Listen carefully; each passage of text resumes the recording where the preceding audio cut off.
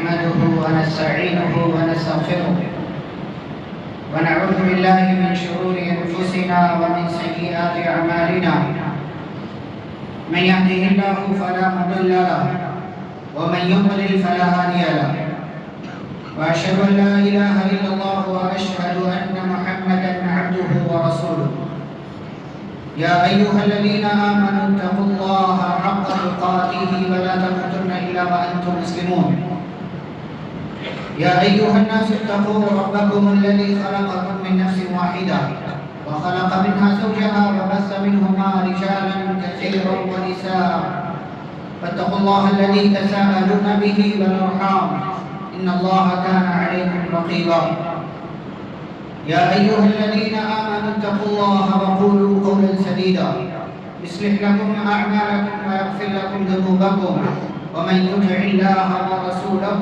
فقد فاز فوزا عظيما أما بعد فإن خير الحديث كتاب الله وخير الهدي هدي محمد صلى الله عليه وسلم وشر الأمور محدثاتها وكل محدثة بدعة وكل بدعة ضلالة وكل ضلالة في النار أعوذ بالله من الشيطان الرجيم بسم الله الرحمن الرحيم يا أيها الذين آمنوا ادخلوا في السلم كافة ولا تتبعوا خطوات الشيطان إنه لكم عدو مبين رب اشرح لي صدري ويسر لي أمري واحلل عقدة من لساني يفقهوا قولي رب زدني علما اللهم صل وسلم على نبينا محمد صلى الله عليه وسلم وبارك عليه محترم حاضرین جمعہ اسلامی بھائیوں بزرگوں نوجوانوں عزیز بچوں اور پردہ نشین خواتین اسلام خطبہ مسنونہ کے بعد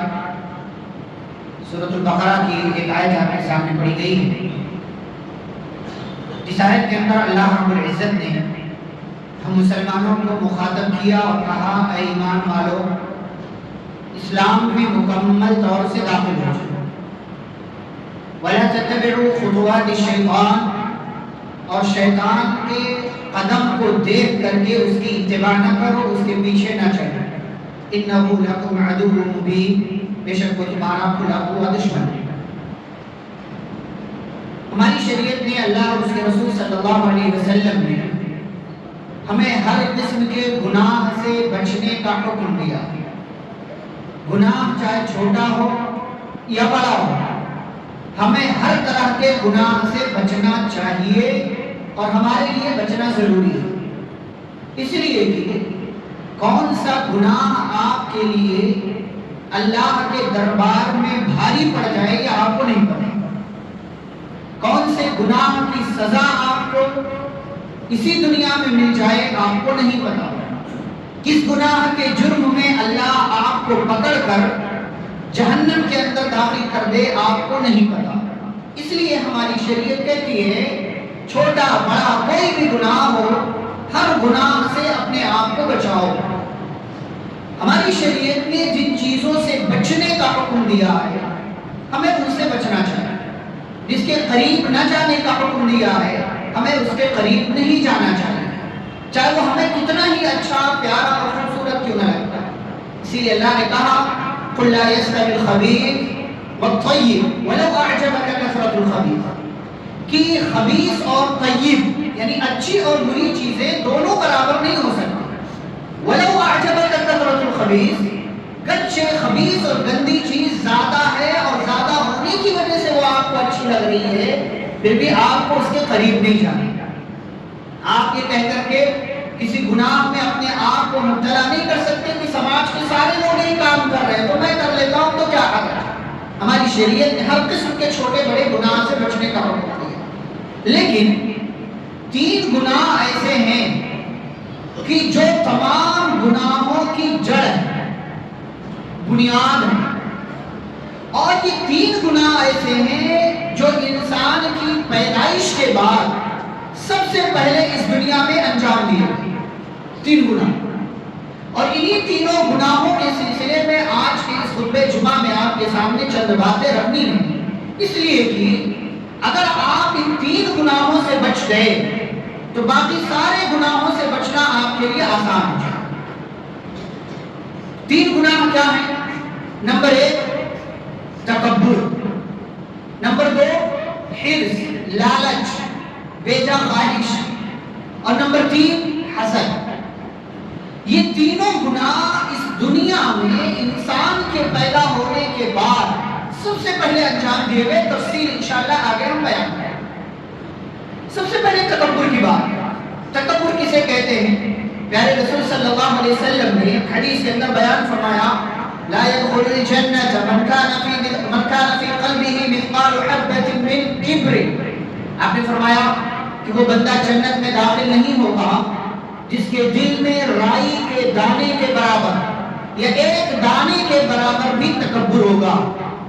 ایک صحابی نے پوچھا، اے اللہ کے رسول صلی اللہ علیہ وسلم، انسان چاہتا ہے کہ اس کا کپڑا اچھا ہو، اس کا جوتا اچھا ہو، اس کا رہن سہن اچھا ہو، اگر ہم اپنی زبان میں بات کریں اس کا گھر اچھا ہو، اس کی گاڑی اچھی ہو، تو کیا یہ بھی تکبر ہے؟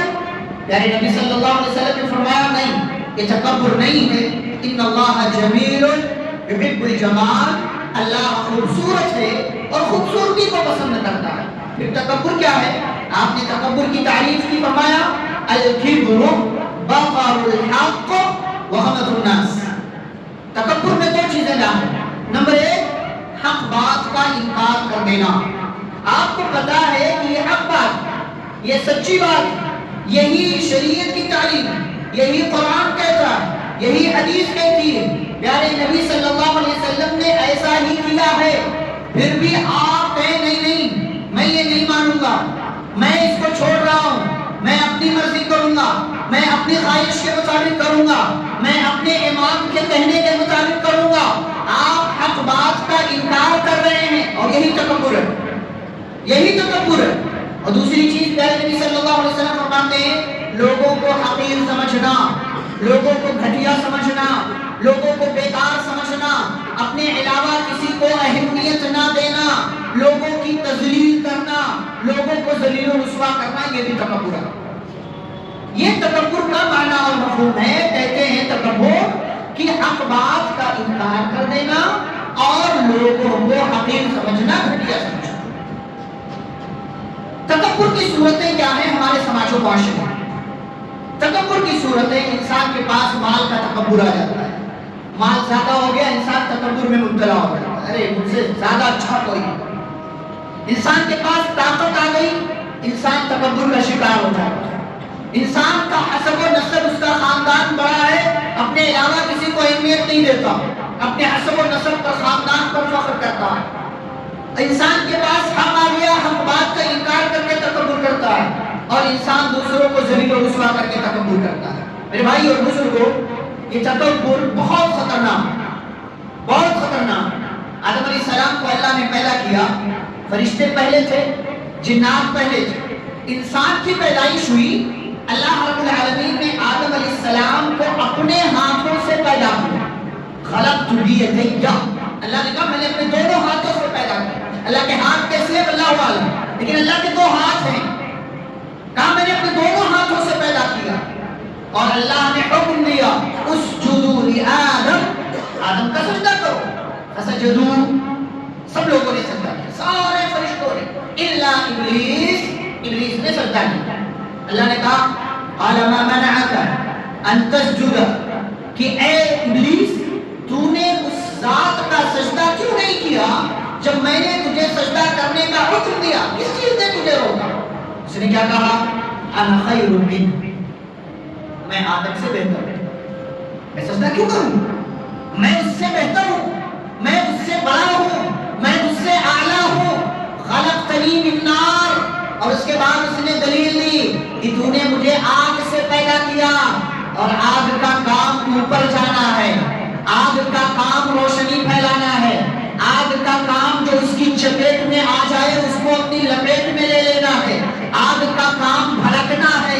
یہ آگ کی صفت اس نے اپنے اعتبار سے بیان کی، اور آگ کو اچھا بتایا کہ تو نے مجھے آگ سے پیدا کیا۔ وَخَلَقْتَهُ مِنْ طِينٍ، اور اس آدم کو تو نے مٹی سے پیدا کیا ہے، اور مٹی آگ سے اچھی کیسے ہو سکتی ہے؟ اس نے اپنے اعتبار سے دلیل دی، حالانکہ اس کی یہ دلیل بوگس ہے، بیکار ہے، فالتو ہے، اس کی یہ دلیل درست نہیں ہے، اس لیے کہ آگ کا کام گھرچے اوپر جانا ہے، لیکن آگ کا کام چلانا بھی ہے، آگ کا کام چلانا اور مٹی کا کام پیدائش کرنا، پڑھانا، کھیت گلے اناج پھل فروٹ اگانا یہ مٹی کا کام ہے۔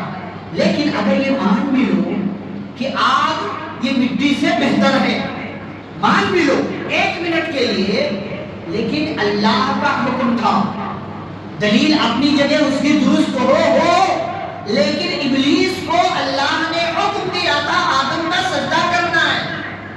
اللہ کا حکم آ جائے، ہمارے دماغ میں وہ بات گھسے نہ گھسے، ہماری سمجھ میں وہ بات آئے نہ آئے، ہمیں وہ بات ماننا ہے۔ ابلیس نے نہیں مانا، تکبر کیا، ابا واستکبر، اللہ کہتے اس نے انکار کیا ہمارے حکم کا، واستکبر، تکبر سے کام لیا، وکان من الکافرین، اور کافر۔ اب جب اس نے تکبر کیے، دنیا کے اندر کیا جانے والا سب سے پہلا گناہ تکبر، سب سے پہلا گناہ تکبر میں ابلیس مبتلا ہوا، اسی تکبر کی وجہ سے اس نے سجدے سے انکار کیا۔ اللہ نے کیا کیا؟ فَخْرُجْ مِنْهَا فَإِنَّكَ رَجِيمٌ، یہاں سے نکل، تو مردود ہے، تو یہاں رہنے کے لائق نہیں، تو نے میرے حکم کا انکار کیا، میرے حکم کے اوپر تو دلیل بھی دے رہا، یہاں سے نکل۔ اللہ نے اسے مردود قرار دیا، اور اسی لیے ہم کہتے ہیں اعوذ باللہ من الشیطان الرجیم، ہمیشہ ہمیشہ۔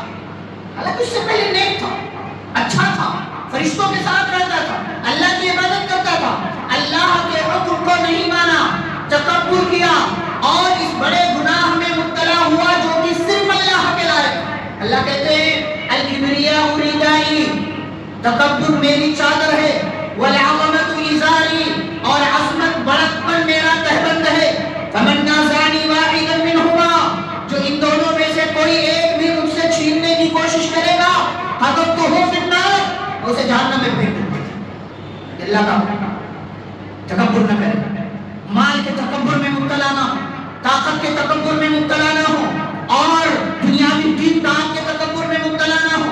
حق بات آ جائے قبول کر لیں، امام پیچھے، ہمارا گھرانہ پیچھے، ہمارا خاندان پیچھے، ہماری کتابیں پیچھے، اللہ اور اس کے رسول صلی اللہ علیہ وسلم کا حکم آ جائے، سمعنا واطعنا، سنو اور مانو، اس لیے کہ اللہ کا حکم مانے کے بعد نہیں مانو گے، یہ ابلیس والا طریقہ ہے، یہ ابلیس والا رویہ ہے۔ تو جیسے اللہ نے ابلیس کو مردود قرار دیا، اللہ کا حکم آنے کے بعد انکار کر دو گے، نہیں مانو گے، ابلیس والا انجام تمہارا بھی ہو سکتا ہے۔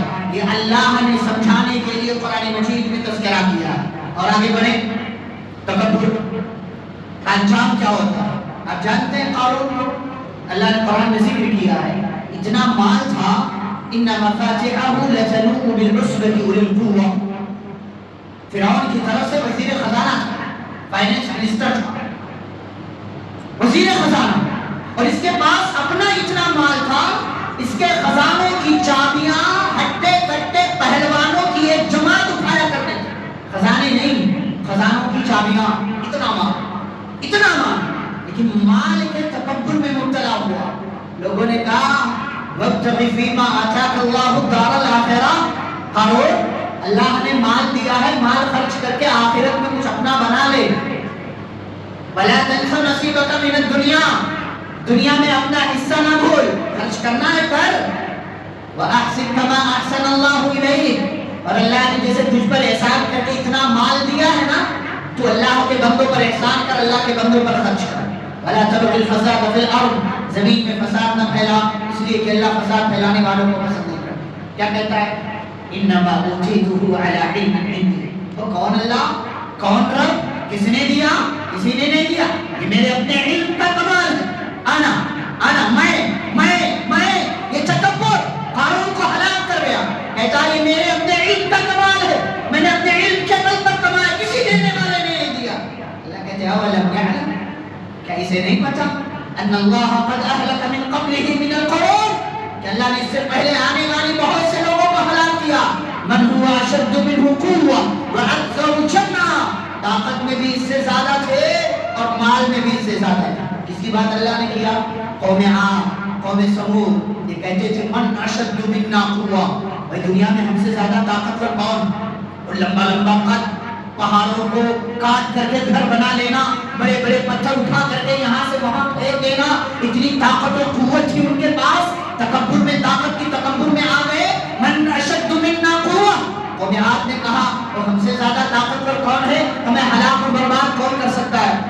اولم يعلم اولم يروا ان الله الذي خلقهم هو اشد منهم قوة، کہ ان لوگوں نے یہ نہیں دیکھا کہ جس نے انہیں پیدا کیا وہ ان سے زیادہ طاقتور ہے.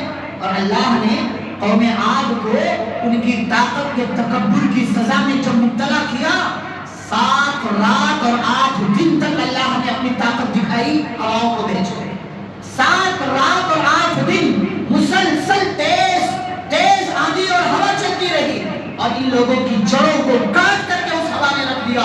اللہ نے اپنی طاقت دکھائی. اور قارون نے جب کہا کہ سارا مال میرے اپنے علم کا کمال ہے، کسی نے نہیں دیا ہے، تو اللہ نے فَخَسَفْنَا بِهِ وَبِدَارِهِ الْأَرْضِ، ہم نے اس کو اس کے خزانوں اس کے محل کے ساتھ زمین میں دھسا دیا. وَمَا كَانَ لَهُ مِنْ فِئَةٍ يَنْصُرُونَهُ مِنْ دُونِ اللَّهِ، کوئی اس کی مدد کو نہیں آیا اور نہ ہی وہ خود اللہ سے بدلہ لینے پر قادر تھا. میرے بھائیو، مال آ جائے پسند نہ کریں، تکبر میں مبتلا نہ ہو. مال آ جائے تکبر کا شکار نہ ہو، اللہ کا شکر ادا کریں اور اللہ کے بندوں پر خرچ کرتے رہیں. یعنی نبی صلی اللہ علیہ وسلم نے حدیث کے اندر بھی اس کی کئی مثالیں بیان کی ہیں. آپ صلی اللہ علیہ وسلم کے سامنے ایک بندہ، ہمارے یہاں لوگ سمجھتے ہیں یہ چلتا ہے چھوٹی چھوٹی بات. نبی صلی اللہ علیہ وسلم کے پاس ایک بندہ بائیں ہاتھ سے کھانا کھا رہا، بائیں ہاتھ سے. آپ نے اس سے فرمایا کل بھی ابھی نہیں، دائیں ہاتھ سے کھانا چاہیے، دائیں ہاتھ سے کھاؤ. وہ کہتا ہے نہیں، میں دائیں ہاتھ سے نہیں کھا سکتا. آپ صلی اللہ علیہ وسلم کی بات کا اس نے انکار کر دیا. آپ نے فرمایا لستطعت، جا آج کے بعد تیرا دایاں ہاتھ استعمال کے قابل ہی نہیں بچے گا. راوی کہتے ہیں پیارے نبی صلی اللہ علیہ وسلم نے جملہ کہنے کے بعد کہا ما منعه الا الكبر. جب میں نے اس سے یہ کہا کہ دائیں ہاتھ سے کھاؤ، اس نے دائیں ہاتھ سے کھانے سے انکار کر دیا. کیوں؟ تکبر کی وجہ سے. یہ بول کیسے رہا مجھے، یہ کیسے کہہ رہا مجھے؟ تکبر کی وجہ سے اس نے نبی کی بات کا انکار کر دیا. جب نبی نے فرمایا صلی اللہ علیہ وسلم کہ جا تیرا دایاں ہاتھ استعمال کے قابل ہی نہیں بچے، راوی کہتے زندگی بھر اس کا داہنا ہاتھ منہ تک اٹھا ہی نہیں. اب آپ سوچیں ہمارے کس ٹائپ کا تکبر ہے؟ چائے لوگ بائیں ہاتھ سے پیتے ہیں، پتہ ہے دائیں ہاتھ سے پینا چاہیے. کھانا لوگ بعض دفعہ بائیں ہاتھ سے کھاتے ہیں، پتہ ہے دائیں ہاتھ سے کھانا چاہیے. یہ کیا ہے؟ یہ تکبر ہے. کہتے ہیں نہیں میں لیفٹی ہوں، میں نہیں کھا سکتا. تو بھائی اللہ کا حکم ہے، رسول صلی اللہ علیہ وسلم کا حکم ہے، شریعت کی تعلیم ہے، دائیں ہاتھ سے کھاؤ، یہی حق اور سچی بات ہے. اس کا انکار کرو گے تو ایسی صورت میں نقصان ہوگا. اس لیے کہ حق بات کا انکار کرنا یہ تکبر ہے، یہ تکبر ہے. اور پرانے زمانے میں جن لوگوں نے حق بات کو قبول نہیں کیا، جاننے کے باوجود اس کی ایک وجہ یہی تھی کہ وہ تکبر میں مبتلا تھا. آپ کو پتا فرعون جانتا تھا کہ یہ موسیٰ علیہ السلام اللہ کے نبی ہیں. ابو جہل جانتا تھا کہ پیارے نبی صلی اللہ علیہ وسلم اللہ کے نبی ہیں. پھر کیوں نہیں مانا؟ کیوں نہیں مانا؟ یہ تکبر. ہم سے بڑا مکہ والے کہتے تھے لولا نزل هذا القرآن على رجل من القريتين عظيم. یہ طائف اور مکہ کے دو بڑے آدمیوں پر یہ قرآن کیوں نہیں نازل کیا گیا اگر یہ اللہ کی جانب سے آسمانی کتاب؟ یہ محمد صلی اللہ علیہ وسلم کو نبی اور رسول بنا دیا تھا. تو جب تکبر آتا ہے نا، آپ کو حق بات سے دور کر دیتا ہے. تکبر آتا ہے آپ کا دماغ خراب ہو جاتا ہے. تکبر آتا ہے آپ اچھے برے کی تمیز کھو بیٹھتے ہیں. تکبر آتا ہے آپ اللہ کو بھول جاتے ہیں. تکبر آتا ہے آپ دین کی تعلیمات کو بسے پش ڈال دیتے ہیں. تکبر آتا ہے آپ دنیاوی چیزوں میں مبتلا ہو جاتے ہیں. اس لیے تکبر سے بچیں. اور اللہ رب العالمین نے فرمایا الیس فی جہنم مثوی للمتکبرین، کیا جہنم یہ تکبر کرنے والوں کا ٹھکانہ نہیں ہے؟ جو تکبر کرے گا اللہ رب العالمین اسے جہنم میں ڈال دے گا. تو یہ پہلا گناہ، یہ پہلی غلطی جس کی وجہ سے بندہ دوسرے گناہوں کی طرف بڑھ جاتا ہے. اب دیکھیں تکبر آیا سجدہ نہیں کیا، تکبر آیا غلط دلیل دی، تکبر آیا جنت سے نکال دیا گیا، تکبر آیا انسان حق بات کا انکار کر دیتا ہے. یہ تکبر بہت سارے گناہوں کی جڑ ہے اور بنیاد ہے. اس لیے تکبر سے بچیے. اور دنیا کا سب سے پہلا گناہ جو کیا گیا وہ یہی تکبر ہے جو ابلیس نے اللہ کے حکم کے مقابلے میں انجام دیا. یہ پہلی بات. دوسری بات کیا ہے؟ دوسرا گناہ جو تمام گناہوں کی جڑ ہے وہ ہے حرص، طمع، لالچ۔ آپ کے من میں جو آیا آپ سوچتے نہیں یہی کروں گا، تو پھر کیا ہوگا؟ نقصان ہوگا۔ ویسے بھی لالچ اچھی چیز نہیں ہے، ہاں نیکی کی لالچ ہو بہت اچھی چیز ہے، نماز کے لیے لالچ ہو بہت اچھی چیز ہے۔ نبی صلی اللہ علیہ وسلم نے فرمایا احرص علی ما ينفعك واستعن بالله، جو بھی چیز آپ کے لیے فائدے مند ہو اس کے لیے خواہش کرو اور اللہ سے مدد بھی مانگو، یہ نہیں کہ غلط راستہ اختیار کرو۔ ولا تعجز، ایک بار ہار جاؤ، ایک بار ناکام ہو جاؤ، ایک بار میں کامیابی نہ ملے تو پیچھے ہٹ کر نہ بیٹھ جاؤ، اور کوشش کرو اور کوشش کرو، ٹرائی کرو اور ٹرائی کرو، کوشش کرتے رہو، کامیابی قدم چھوڑے۔ لیکن یہ حرص ایسی نہ ہو، یہ لالچ ایسی نہ ہو جو آپ کو گناہوں کی طرف لے کر کے چلی جائے۔ آدم علیہ السلام اور ان کی بیوی حوا علیہ السلام دونوں میاں بیوی جنت میں تھے۔ اللہ نے کہا یا آدم اسکن انت وزوجک الجنہ، اے آدم آپ اور آپ کی بیوی جنت میں رہیے، جو دل چاہے وہ کھائیے، ولا تقربا هذه الشجرہ، یہ درخت ہے نا اس کے قریب نہ جائیے گا، اس کا پھل نہ کھائیے ورنہ فتکونا من الظالمین، اللہ نے پہلے وارننگ دے دی کہ تم ظالم ہو جاؤ گے، گنہگار۔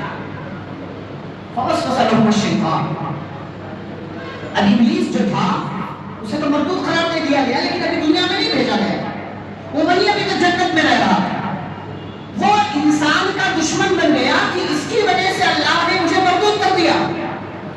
اس نے وسوسہ دلانا شروع کر دیا، کیا کہا کہ اے آدم اے حوا، جانتے ہیں آپ کے رب نے آپ دونوں کو اس درخت کا پھل کھانے سے منع کیوں کیا ہے؟ لالچ دے رہا ہے، لالچ ایسے شیطان آتا ہے ہمارے دماغ میں ڈالتا ہے، تنہائی میں ہمیں گناہ کر لو، مزہ ہے اس میں، بہت اچھی فلم ہے، بہت اچھا ڈرامہ ہے، بہت اچھی یہ چیز ہے، دیکھ لو بہت مزہ، ہمارے دل میں ڈالتا ہے، ہمارے دل میں لالچ پیدا ہوتا ہے، ٹھیک ہے چلو، کیسے کیسے آتا ہے ہمارے سامنے؟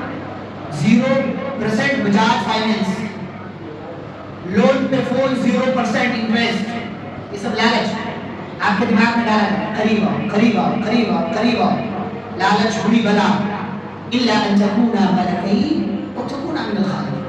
ابلیس نے کہا جانتے ہو اس درخت کا پھل کھانے سے کیوں تمہارے رب نے منع کیا ہے؟ کہا کیوں؟ کہا اس درخت کا پھل کھانے سے دو میں سے ایک فائدہ ضرور ملتا ہے۔ اچھا کون کون سا؟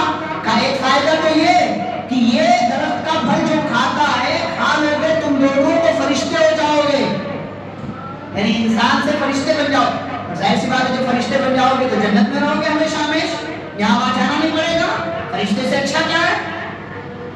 اچھا ایک فائدہ یہ ہو گیا، دوسرا فائدہ اور تکونا من الخالدین، یا تو تم ہمیشہ ہمیشہ کے لیے رہو گے، ہمیشہ زندہ رہو گے، کبھی تمہیں وفات نہیں آئے گی، موت نہیں آئے گی۔ یہ لالچ دماغ میں لالچ پیدا ہو گیا، ارے یہ والا فون لینے کا ہے، یہ والا گھر لینے کا ہے، یہ والی گاڑی لینے کا ہے، تو اب اس کے لیے چاہے بینک سے لون لینا پڑے، چاہے وہاں انٹرسٹ پہ سامان کھانا پڑے، چاہے دھوکہ دینا پڑے، چاہے فراڈ کرنا پڑے، چاہے چوری کرنا پڑے، دل میں آ گیا حرص اور لالچ پیدا ہو گئی، تو اب کام کروں گا چاہے سامنے سے گرچہ مجھے پتا ہے کہ یہ غلط کام ہے، ہیوی ڈپوزٹ پہ گھر لوں گا، پتا ہے کہ حرام ہے، لیکن چونکہ عیش چاہیے، عشرت چاہیے، اچھے سے زندگی گزارنا، اس لیے ہیوی ڈپوزٹ پہ گھر لے لوں گا، میرا پیسہ بھی بچے گا، گھر بھی ملے گا، آرام سے وقت سے رہوں گا۔ ابلیس نے کہا دو فائدہ، یا تو فرشتے بن جاؤ گے یا تو ہمیشہ والی زندگی مل جائے گی۔ اچھا اس کے اوپر کیا کہا؟ وقاسمہما، قسم بھی کھا کر کہا، اللہ کی قسم بہت سچ بول رہا ہوں، سچی بات ہے، اور چوتھی بات کیا کہی؟ انی لکما لمن الناصحین، میں تم دونوں کا خیر خواہ ہوں، برا نہیں چاہتا ہوں، تم دونوں کا برا نہیں چاہتا، لو کام کھا لو، یہ پھل کھا لو، کوئی کچھ نہیں چاہتا۔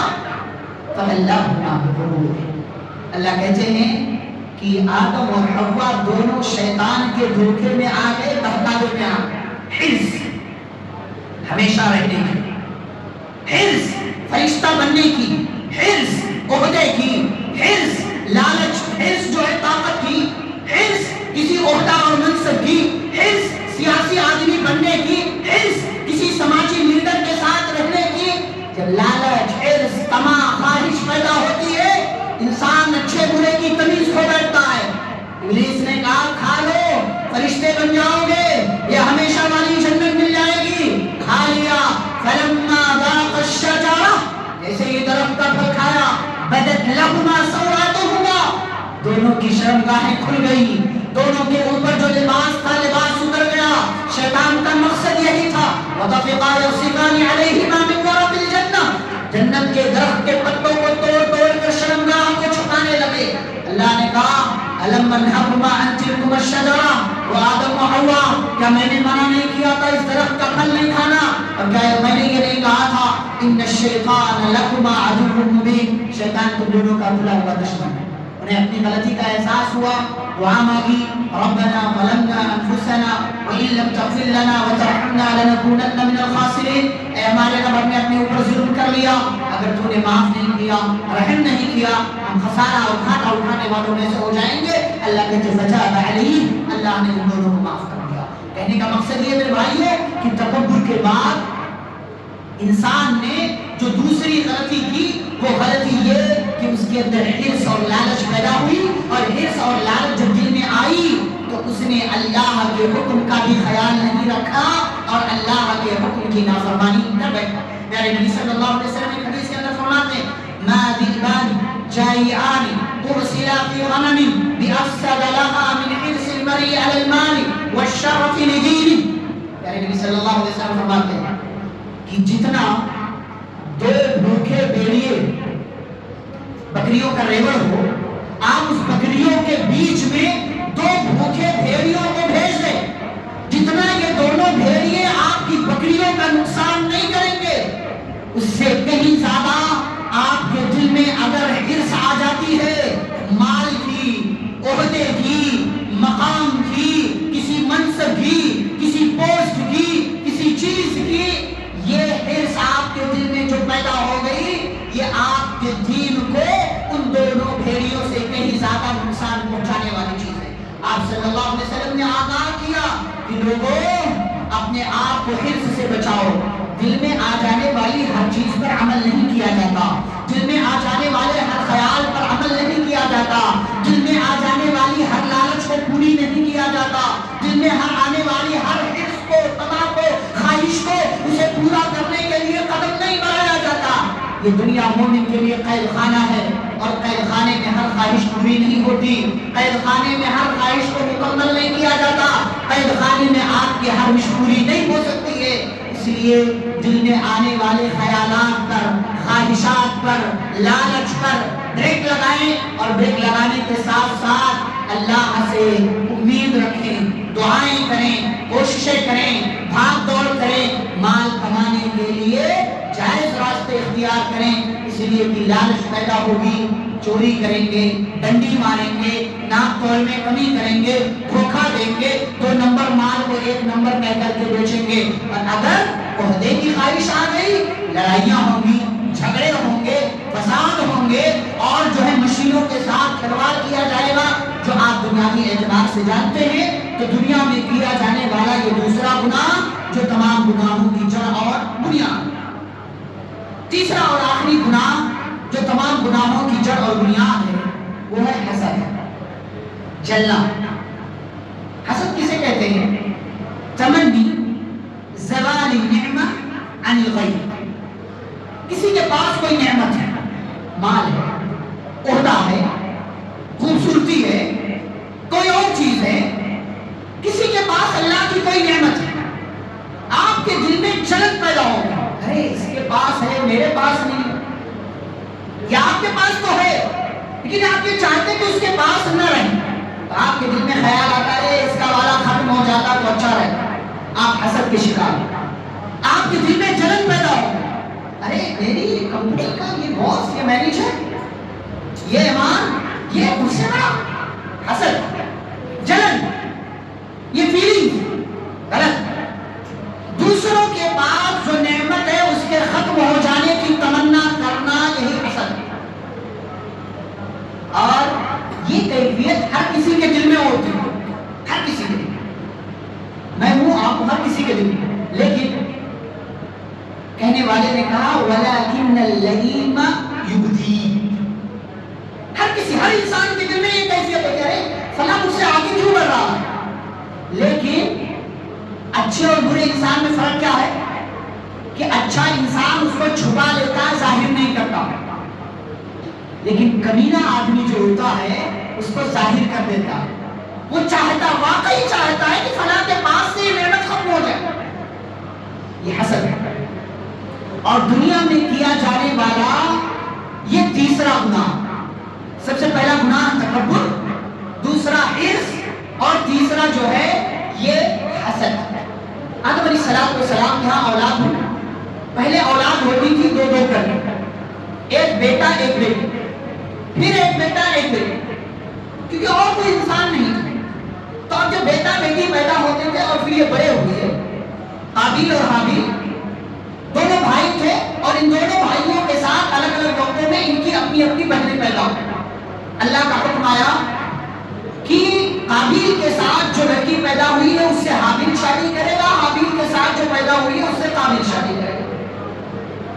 بس لوگوں نے یہ بات کی.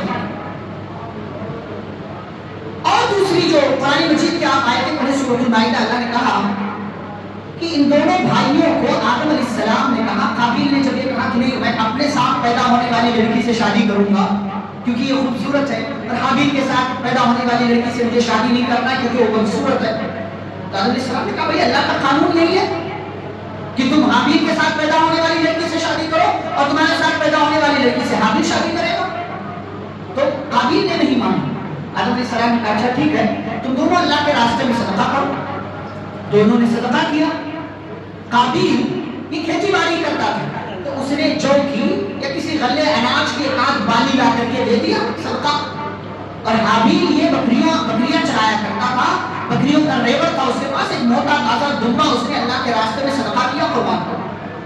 اللہ نے حابیل کی قربانی قبول کر لی, صدقہ قبول کر لی. غصے میں آیا, حسد میں آیا, جلن میں آیا, ارے اس کا والا قبول ہو گیا میرا والا قبول نہیں, میں تجھے قتل کر دوں. انسان کے اندر جب حسد پیدا ہوتا ہے, حسد, تو پھر وہ انسان کسی کا قتل بھی کرتا ہے, کسی کا مال بھی چلاتا ہے, کسی کے چہرے بگاڑ دیتا ہے, کسی کی ذات پر کیچڑ اچھال دیتا ہے, کسی کی عزت سے کھلواڑ کر جاتا ہے, کسی کا نقصان مالی اعتبار سے کر دیتا ہے, کسی کا نقصان اس کی اولاد کے اعتبار سے کر دیتا ہے, کسی کا نقصان اس کے خاندان کے اعتبار سے کر دیتا ہے. یہ حسد بہت بری چیز ہے, بہت بری چیز ہے. یہ حسد میں مبتلا انسان ہمیشہ جلتا رہتا ہے, کڑتا رہتا ہے, وہ ہمیشہ اسی ادھیڑ بن میں رہتا ہے کہ کب میں اس کا نقصان کر دوں, کب نقصان کر دوں, کب نقصان کر دوں. بھائی حسد سے کچھ نہیں ہوتا. حسد کرنے والا بس اپنا نقصان کرتا ہے, کسی اور کا نہیں. اس لیے کہ آپ کے حسد کرنے سے سامنے والے کا نقصان نہیں ہوگا جب تک اللہ نہ چاہے, جب تک اللہ کی مرضی نہ ہو. تو کہنے لگا میں تجھے قتل کر دوں گا.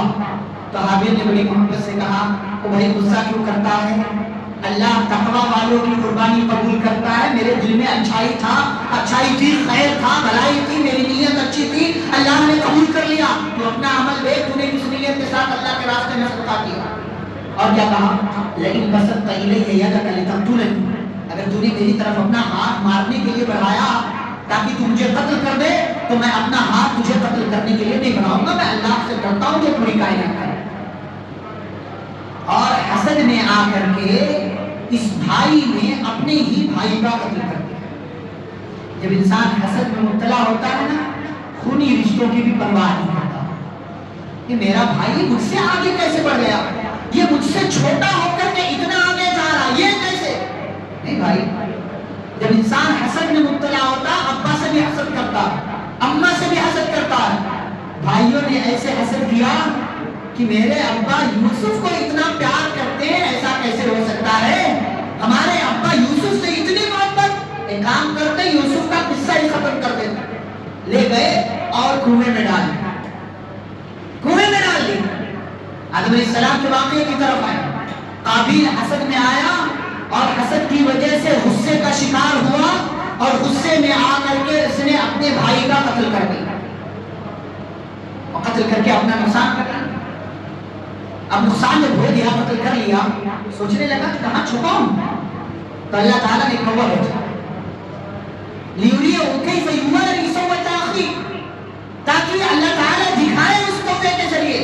کوے نے اپنی چوٹ سے زمین کو کھودنا شروع کیا، قابیل نے دیکھا کہ ہاں زمین میں کھود کر کے ایسے دفن کیا جا سکتا ہے، تو قابیل نے بھی جو ہے کھودنا شروع کیا زمین، اور اپنے بھائی حابیل کی لاش کو چھپا دیا۔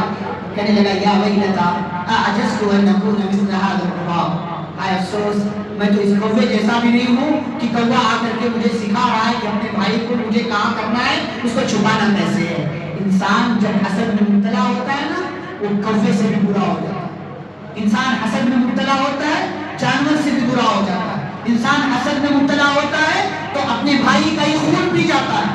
کنویں میں گئے، ڈال آئے یوسف علیہ السلام کے بھائی، لیکن جس کو اللہ رکھے اسے برباد کوئی نہیں کر سکتا ہے۔ اللہ نے حفاظت کی، کنویں سے نکالا، غلام بنایا، غلامی سے ایک ایسے الزام میں ڈالے گئے کہ ایک عورت نے الزام میں پھنسا دیا کہ اس نے میرے ساتھ جو میری عزت پر ڈاکہ ڈالنے کی کوشش کی، وہاں سے جیل میں پہنچائے گئے۔ جیل میں پہنچائے جانے کے بعد پھر اللہ نے بادشاہ بنایا، وزیر خزانہ بنایا، عزیز مصر بنے، مصر کے بادشاہ بنے، اور یہی بھائی غلہ لینے کے لیے پہلی بار آئے، پہچان نہیں سکے، دوسری بار آئے، پہچان نہیں سکے، تیسری بار آئے اور اپنے گھر والوں کی حالت کا رونا رویا۔